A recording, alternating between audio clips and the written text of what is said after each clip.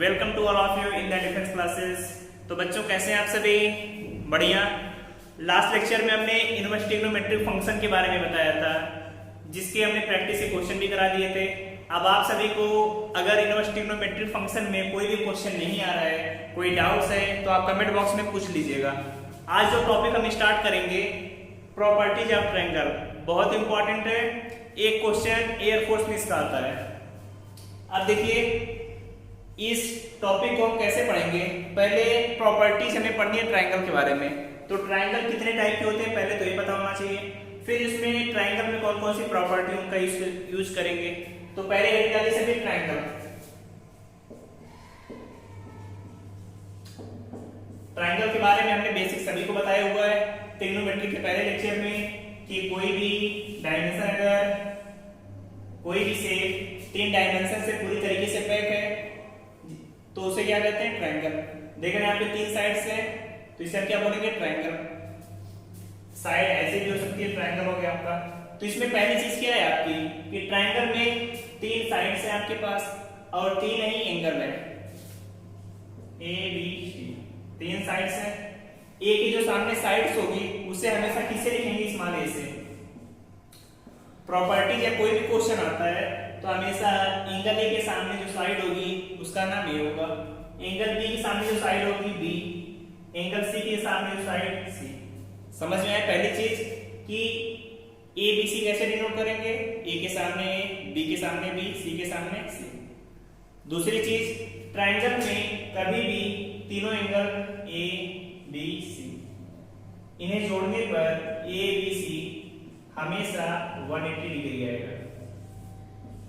दूसरी चीज में कि तीनों एंगल का सम 180 डिग्री आएगा। तो ट्रायंगल में क्या क्या हो गया आपका? 3 angle A B C, 3 angle, 3 sides A B C. कैसे डिनोट करते हैं बता दिया, ए के सामने ए, बी के सामने बी, सी के सामने सी। तीसरी चीज तीनों एंगल को जोड़ने पर 180 डिग्री आता है। ये तीनों चीजों की जरूरत प्रॉपर्टीज में आपको पड़ेगी। तो पहले से इतना नोट कर लीजिए ट्रायंगल के बारे में। ये वाला डायग्राम बनाइए, इतना नोट करिए। फिर अब पढ़ेंगे टाइप्स ऑफ ट्रायंगल कि ट्रायंगल कितने टाइप के हो सकते हैं या कितने टाइप के होते हैं। तो नोट कर लिए सभी ने।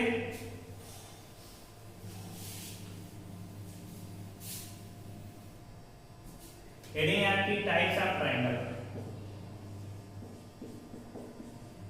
टाइप्स ऑफ ट्रायंगल मतलब ट्रायंगल के प्रकार, आपके त्रिभुज के प्रकार। तो ट्रायंगल में 3 एंगल थे, 3 साइड्स थी। तो पहले पढ़ लेते हैं एंगल के अकॉर्डिंग एंगल मतलब कोणों के अनुसार।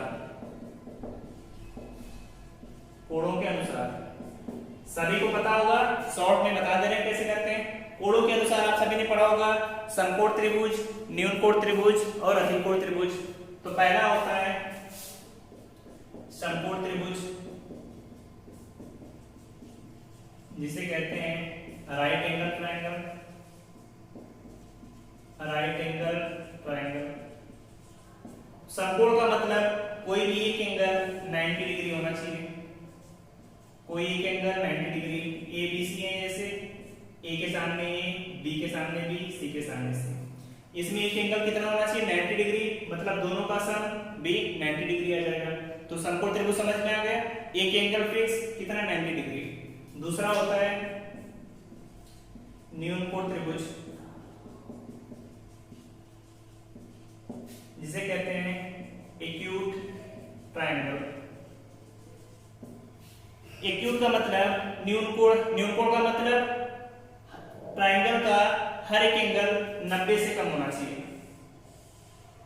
ये वाला भी एंगल ए, तीनों एंगल देख रहे हैं 90 से कम है, तो इसे क्या बोलेंगे? न्यूनकोण त्रिभुज। ए के सामने ए, बी के सामने बी, सी के सामने सी। हर एंगल 90 डिग्री से कम है तो न्यूनकोण त्रिभुज। और तीसरा आता है अधिकोण त्रिभुज,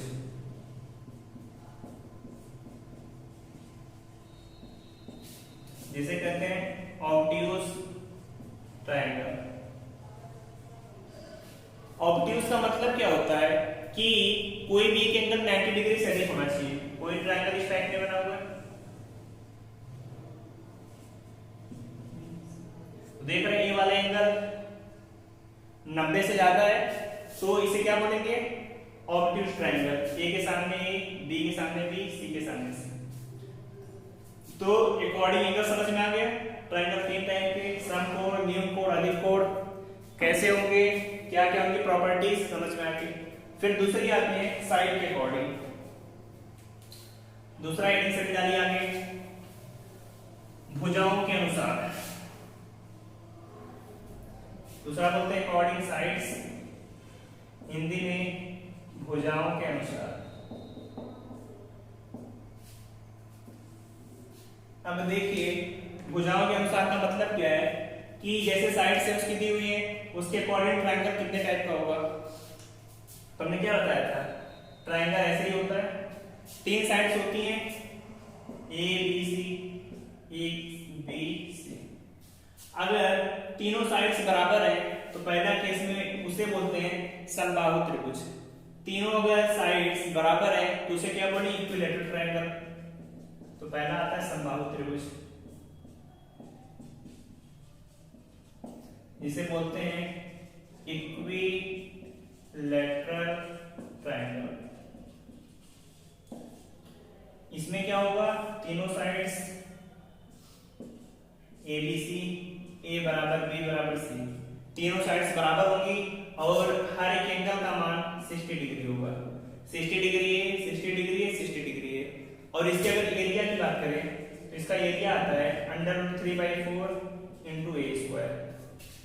ये पॉइंट याद रख के रहिएगा इसके बारे में, समबाहु त्रिभुज के बारे में। दूसरा आता है कि केवल 2 साइड्स बराबर हो, तीसरी उसके बराबर ना हो, तो उसे बोलते हैं समद्विबाहु त्रिभुज, जिसे लिखते हैं आइसोसेलेस ट्रायंगल। तो बच्चों देखिए समद्विबाहु त्रिभुज में क्या है, 2 साइड्स बराबर होंगी इसकी। कोई भी ट्रायंगल आपने बना लिया ए बी सी, ए के सामने ए, बी के सामने बी, सी के सामने सी। तो देख रहे हैं 2 साइड्स बराबर है, तीसरी वाली साइड बराबर नहीं है, तो इसे क्या बोलेंगे, आइसोसेलेस ट्रायंगल, समद्विबाहु त्रिभुज। ऐसे ही तीसरा आता है विषमबाहु त्रिभुज, विषमबाहु त्रिभुज, जिसे बोलते हैं स्केलर ट्रायंगल, स्केलर ट्रायंगल। इसका मतलब कोई भी साइड्स बराबर नहीं होंगी। लेकिन अब इसका एरिया तो निकालना पता है, लेकिन इसका एरिया कैसे निकालेंगे। तो अब हम पढ़ेंगे कि कोई भी ट्रायंगल दिया है, चाहे वो आपका समबाहु हो, समद्विबाहु या विषमबाहु, उसका हम एरिया कैसे निकालेंगे। चाहे आपका समकोण त्रिभुज हो, न्यून कोण त्रिभुज, अधिक कोण त्रिभुज, उसका एरिया कैसे निकालेंगे, अब इसके बारे में पढ़ेंगे। तो सभी ने ट्रायंगल के टाइप समझ लीजिए। अब सभी हेडिंग डालिए, त्रिभुज का क्षेत्रफल निकालना। पहली चीज आपको जो इसकी प्रॉपर्टीज में त्रिभुज का क्षेत्रफल निकालना।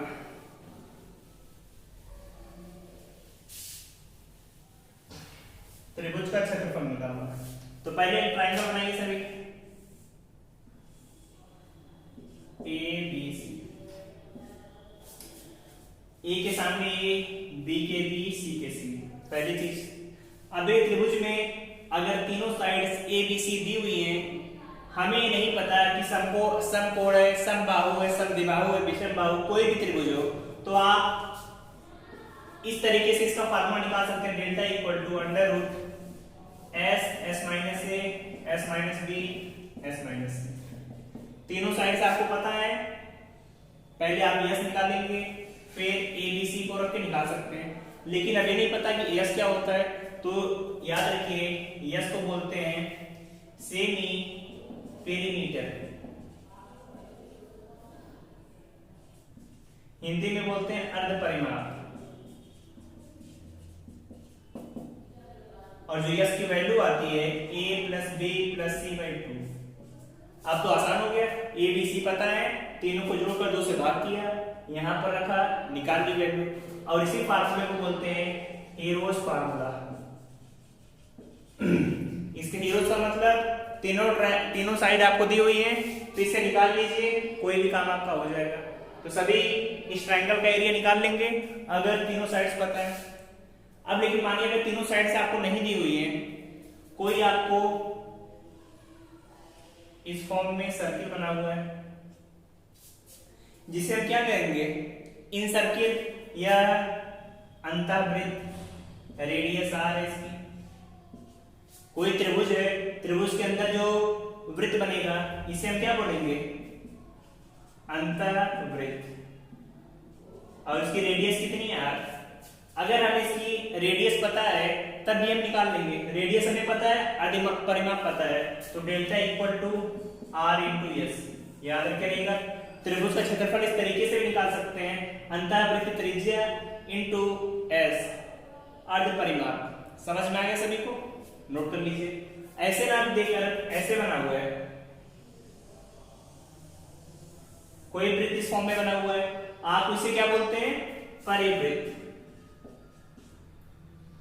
परिवृत्त इंग्लिश में बोलते हैं circum circle. Circum circle, circum circle की जो रेडियस है ये कितनी है, कैपिटल आर। जैसे अंतःवृत्त इसे क्या बोलते थे, incircle, radius R. Circumcircle की रेडियस आर पता है तो delta equal to A B C by 4r, इस फार्मूले से निकाल सकते हैं। तो इतने तरीके हैं जब आपको साइड ए बी सी तीनों पता है त्रिभुज से क्षेत्रफल निकालने का। पहला तरीका हीरोस फार्मूला, दूसरा इन सर्किल रेडियस आर पता है तो सेमी पेरीमीटर का मल्टीप्लाई, तीसरा तीनों साइड से एबीसी पता है उसमें हमें सर्कम सेंटर आर से 4r करके निकाल सकते हैं। तो ये सभी तरीके थे त्रिभुज का क्षेत्रफल निकालने के जब आपको तीनों साइड्स दी हुई है। लेकिन ऐसा भी तो हो सकता है कि तीनों साइड हमें ना दी हुई हो, सिर्फ दो ही साइड दी हो और एक एंगल दिया हो, तब कैसे निकालेंगे। तो दूसरा तरीका भी नोट कर लीजिए, फिर क्वेश्चन की प्रैक्टिस करेंगे। पहले नोट कर लीजिए सभी, नोट कर लिया। अब देखिए अगर कभी ऐसा दिया हो ए बी सी, हमें ए के सामने की साइड ए, बी के सामने की साइड बी और सिर्फ एंगल सी दिया हो, दो साइड हमें पता है ए बी और इनके बीच का कोण कितना है, सी है, सिर्फ इतना पता हो, फिर कैसे निकालेंगे।